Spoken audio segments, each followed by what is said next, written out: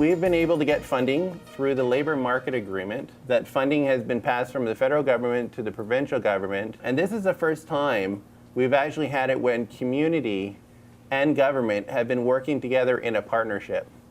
And that partnership has been blossoming incredibly over the last year or so, looking at a new way of delivering systems on the basis of someone's ability to participate.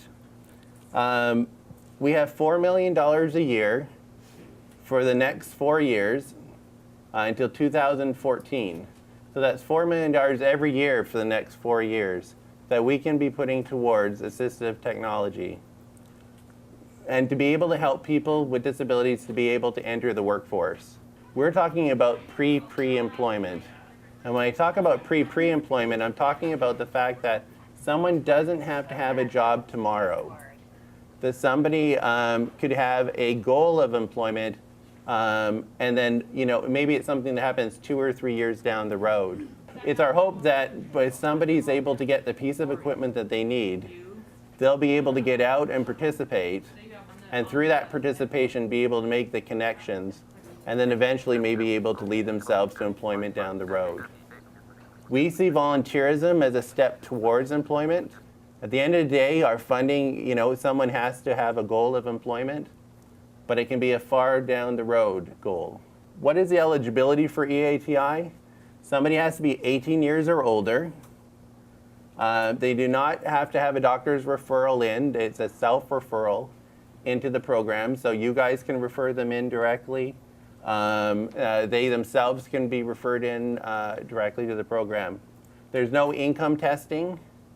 They have to be a resident of British Columbia.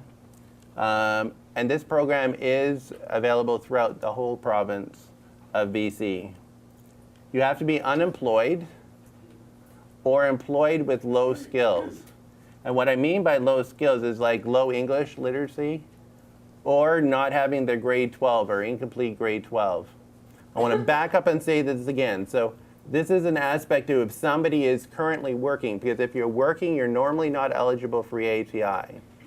But if somebody is looking to upgrade their grade 12 and is working, they could be eligible for EATI as long as they're looking to upgrade their skills. They can't be eligible for EI, employment insurance, and they can't have received employment insurance in the last 3 years. And that's because of the reach back. What I mean by reach back is that through the employment insurance program, there's a reach back disability component where you can access some assistive technology through that program. You also could not have been on parental leave benefits in the last 5 years. You have to be ineligible for any other funding. And when we say ineligible for any other funding, we're talking about government funding. We're not expecting someone to go to the service clubs and try and get bits and pieces of the money. If they're eligible for PWD through the ministry, we would expect that they would apply to the ministry to get the equipment that they need if they're eligible to do so. But at the same time, we also recognize that through the ministry, you can only purchase certain kinds of wheelchairs. You can only purchase a certain value amount.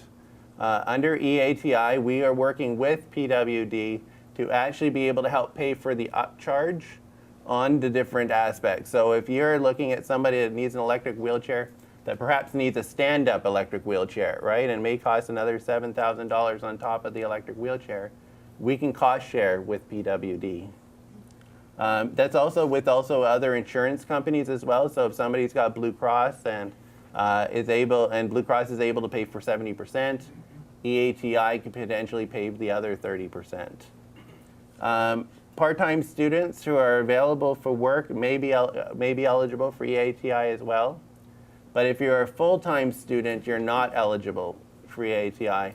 And that's because you have access to the Study Canada grants and some other funds that is available. Seniors are eligible for this program. We understand that seniors are either starting to work again or having to continue to work. And we recognize that, that they may need hearing aids and scooters to be able to continue to participate. If somebody's on CPP, they are eligible to come through EATI. So a lot of programs out there that if they're on CPP, they can't, they wouldn't be eligible for the program.